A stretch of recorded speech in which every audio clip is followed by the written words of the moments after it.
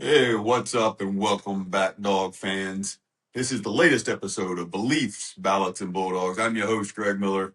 It is Tuesday, August 25th, and we are getting dangerously close to some college football.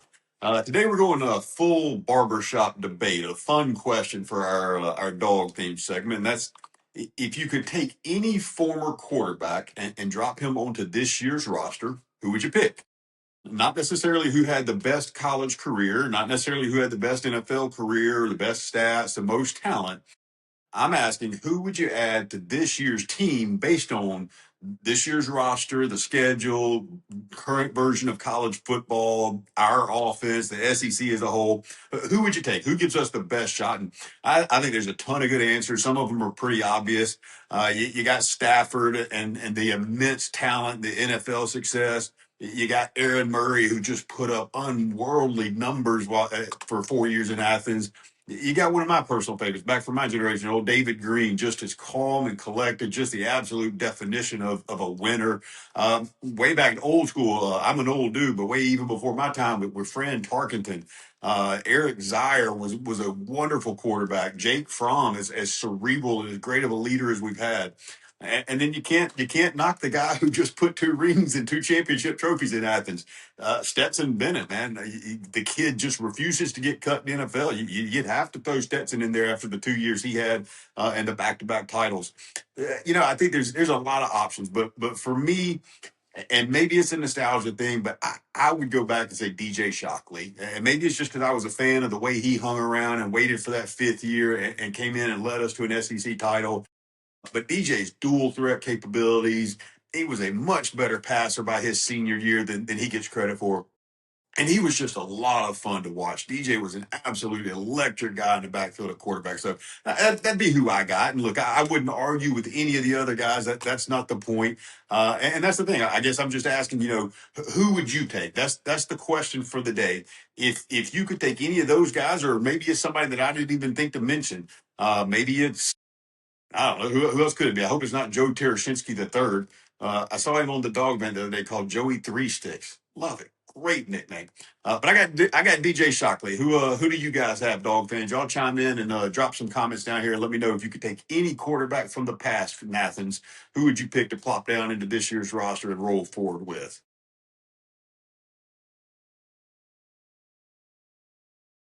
We'll be honest with you guys. I'm skipping through some content here because I ain't feeling incredibly motivated today. So we're gonna skip some stuff and I'll tie it into tomorrow's message.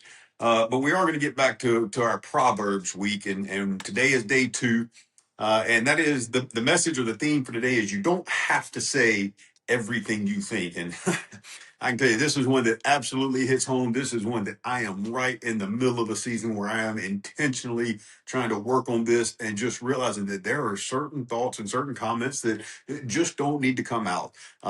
Just because it's true or just because it's funny or even if it's deserved doesn't mean you need to say it. So if yesterday was about learning when to listen, today's the opposite. Today's about learning when to shut up. And look, apparently God knew we'd have a problem with this because hey, Proverbs talks a lot about our mouths, our words, our tempers, our gossip, our arguments, our inability to keep our dadgum opinions to ourselves. And there's one verse in Proverbs that basically says, the more you talk, the more opportunities you have to say something stupid. I get it.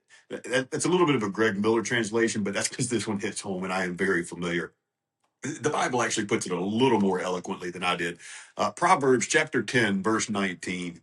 When words are many, transgression is not lacking, but whoever restrains his lips is prudent.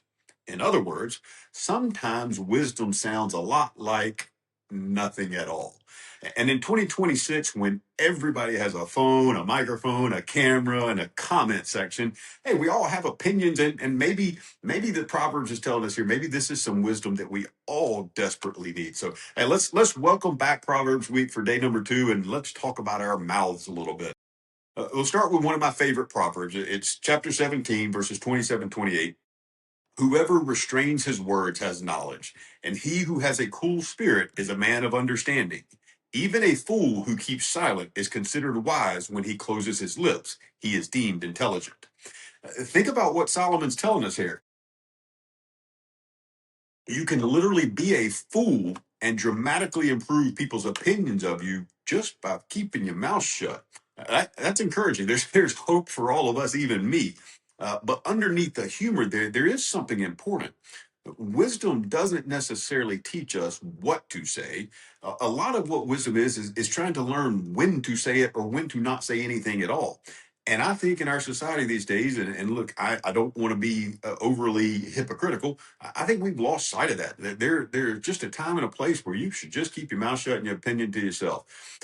But something happens in the world today, and within seconds, everybody's expected to have an opinion. If there's breaking news, you need to get on and post something about it.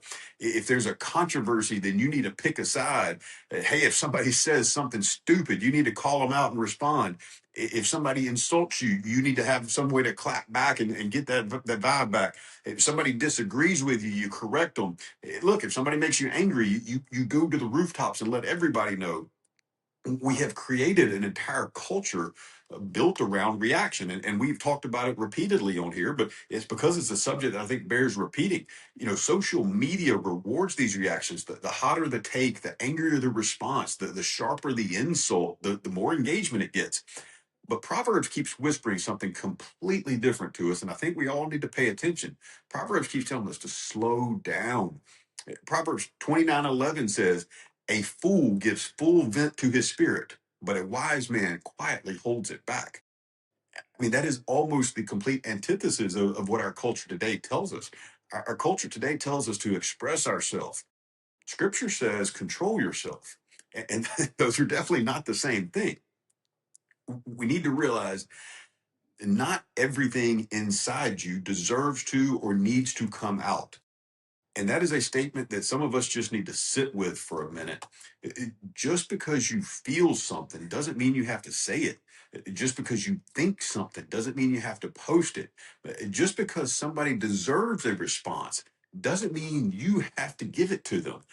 Not every emotion deserves an expression, and not every thought deserves publication. Not every insult deserves retaliation. And not every battle deserves your participation. It's not weakness to sit quietly. Sometimes restraint requires considerably more strength than retaliation or responding. It's easy to fire back. Anybody can lose their temperature. Anybody can send that nasty text or post that thing or whatever it is. Wisdom sometimes just tells you to put the phone down. Here's something practical. Before you say it, before you post it, before you send that text or fire off that email, just give yourself a few seconds and ask three questions. Is it true? Not did somebody say I agree? Like, is it true? Not does it feel true? Not do I agree? Is it actually true? As Christians, we talk about it all the time. The truth as a whole is the underlying foundation of this whole show. As Christians, the truth matters. But then ask the harder question, not just is it actually true? Is it necessary? Here's the part I think we've all forgotten. Something may be entirely and completely true, but still be absolutely unnecessary to say. You notice that your spouse makes a small mistake. You can point it out and try to correct it, but do you need to? Like, is it necessary? Your friend tells a story and gets some insignificant detail wrong. Do you interrupt them and correct them, or just let it go? Somebody says something that's ridiculous online. I mean, you can spend your time and effort constructing the right response, or you can just say, this doesn't matter, move on, let it go. Uh, Will saying anything about this make it better? That's the third question. Is it true? Is it necessary? And will my response or will my participation improve the situation? And that doesn't mean will it make you feel better. It means will it actually improve the situation? Proverbs chapter 15, verse 1 says, a soft answer turns away wrath, but a harsh word stirs up anger. Notice Solomon's not telling us not to disagree. He doesn't say let people walk all over you. He talks about how we choose to respond. You can tell the truth without being cruel. You can disagree without humiliating somebody. You can correct somebody without destroying them. And you can absolutely defend yourself without being hateful. And sometimes, believe it or not, sometimes you can just walk away. You can just let it go. There's more strength in that than most of us realize. So let's bring this all home, and I mean literally, let's bring it home. Social media isn't where our words matter the most. It's easy to talk about all the idiots online. I'm an idiot online, but let's talk about the people that sit at your dinner table or sit at the couch with you at night. Your spouse, your children, your family. Nobody knows your weaknesses quite like those people closest to you, and nobody knows theirs quite like you. You know their insecurities, you know their history, you know the things they're sensitive about, you know their buttons. You know when they're angry, upset, concerned, you know exactly which buttons to push. And that's why Proverbs chapter 12, verse 18 hits home and is so powerful. There is one whose rash words are like sword thrust, but the tongue of the wise brings healing. I mean, what an image. Your mouth can be used as a sword or as medicine. Same tongue, same person, same conversation. Different choices, different tone, different words. So, look, maybe before you say something to the person you love, ask yourself, am I about to use my mouth as a weapon or as medicine? Because here's the thing about words, and look, we all say actions matter more than words, but the thing about words is you can apologize them and you can ask for forgiveness. And look, relationships usually can move on and heal, but you can never unsay those words and they will never be unheard either. Some of us still remember sentences that somebody said to us 20, 30, 40 years ago. Words are powerful. And sometimes, we have to realize that winning an argument means losing. This one's gotten me before. Look, you can be right factually and still handle being right in a terrible manner. You can win the argument and lose the relationship. How many times have you heard me say that? You can prove your point while making the other person feel about 2 inches tall. And then what did you accomplish? What did you really win? Proverbs isn't asking us not to care about the truth, but the truth matters enormously. It's asking us to have enough wisdom to understand that the truth doesn't require cruelty to defend it. And sometimes the wisest sentence you can say in an argument is, you know what? Give me a minute. Walk away, cool down, pray. Come back when your goal is reconciliation and understanding, not victory. Now let's move on. I'll show you something fascinating. Proverbs chapter 26, 4. And this one's a little bit of a mind bender. 26:4 tells us, answer not a fool according to his folly, lest you be like him yourself. All right, got it. Don't engage fools. But then the very next verse, Proverbs 26:5 tells us, answer a fool according to his folly, lest he be wise in his own eyes. Okay, so wait, do we answer him or don't answer him? I mean, Solomon was supposedly one of the wisest men ever to walk the face of the earth. Surely he didn't forget what he had literally written just one sentence before. I think this is a unique way that Proverbs is trying to teach us what wisdom actually is. There are moments when foolishness needs to be confronted. Bad ideas sometimes need to be answered. Lies sometimes need to be exposed and confronted. Truth sometimes needs to be defended. But there are also moments where engaging simply drags you into the foolishness. Wisdom is knowing which one of those moments you're in. And it's harder than you think. And it's harder than just memorizing a rule of, okay, sometimes speak, sometimes don't. As a wise person, you got to learn the difference. Think about how useful that can be for all of us with the amount of time we spend online. Somebody posts something absolutely ridiculous, and we immediately think, hey, I got to respond to this. Do you really? Maybe. Maybe the truth needs defending, but maybe this person isn't even interested in the truth. Maybe they're just looking for attention. Maybe they're trolling. Maybe they're just angry and lashing out. Or maybe they're absolutely trying to drag you or somebody into an argument. And maybe 20 comments later, you're behaving exactly like the person you were trying to correct. I've been there. Proverbs warned us about that thousands of years ago. Go figure. Answer not a fool according to his folly, lest you be like him yourself. Sometimes you can't defeat foolishness by arguing with it. Sometimes you have to defeat it by starving it for attention. Jesus knew when to speak and when to be silent. And ultimately, Proverbs points us to that kind of wisdom that we see perfectly in Christ.